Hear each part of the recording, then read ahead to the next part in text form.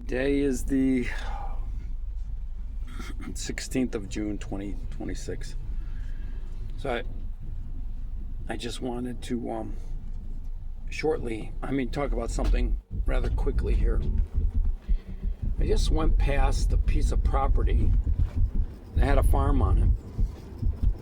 I've been going by for years. I mean, a lot of years. And I've noticed that the entire the farmstead was abandoned, and the whole property has been fenced off, and I'm talking a lot of acreage. And they put up security cameras, those mobile security cameras around it. And so I did a quick Google search, and of course they're putting a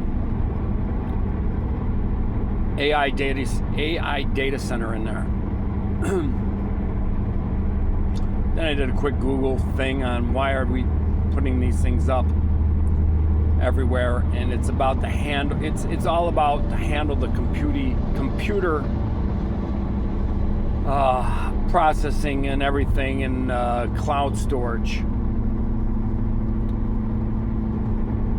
for the rapid development that we got going on. So one has to ask the question, what are you developing all of this stuff for? Why? What are you going to need all of this for? My guess is they're going to start doing, they're going to do a whole digital currency thing. And just like China, where they're tracking everybody. I'm just on a major expressway, and they got they're coming up to another one right now.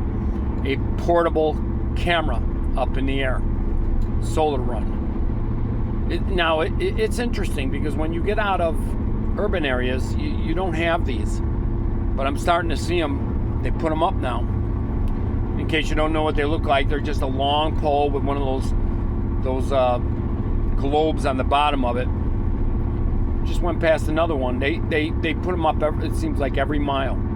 So why are they doing this? Well, it's part of mass surveillance. The other thing I wanted to talk about real quick, and this is the important part. Yeah, here's another one. About every mile. I put up every mile. They used to have them run on generators. Now they're running on solar. They say these data centers create jobs. Let me tell you how this works. They don't create jobs. They create construction jobs while they're building them. After that, because I am in these data centers often. I am going to be in one in Indianapolis tomorrow. And you got to get security clearance to get in these places. And let me tell you how these places are. They are huge. And everything is in cages. The places are ice cold. There are no lights on in the joints. They keep blue light in the hallways. And in every cage, it looks like something out of the original Star Trek series, where you see all these little red and blue flashing lights and you don't know what they are, like on the bridge of the Enterprise. That's what it looks like. So picture these cages, right, that are locked, and inside are black cages, like lockers, with a lot of air holes in them and all that stuff. And it's just, and inside are just hard drives, these big hard drives, big, heavy hard drives. There's thin ones and there's large ones. Each one of these things costs about $150,000 a piece. It's kind of funny when you're running one to a trash can. It's hard to believe that this thing was $150,000, and it's about the thickness. It's about maybe 2 inches high, and it's maybe 2 feet long. And the thing is heavy as hell, and maybe it's 18 inches wide, and the thing's $150,000. It really is disturbing when you think about it.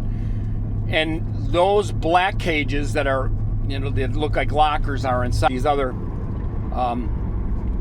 cages that you have to walk through to access them, right? And all these things are flashing and carrying on, and there's big, thick cables like this going into them, and there's nobody maintaining these things.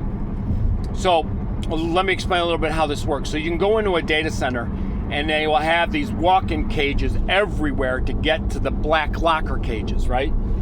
And let's just say your local bank might own 4 or 5 of those cages.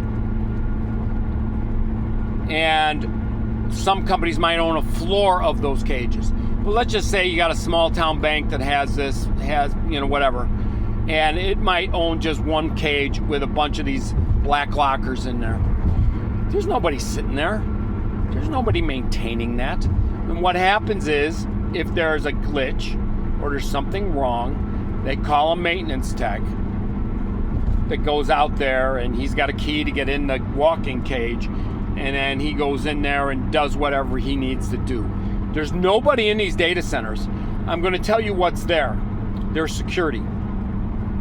There's cameras everywhere, and there's security. There's security at front desk. And you go there and you show and in order to get into place, you have to be pre-approved.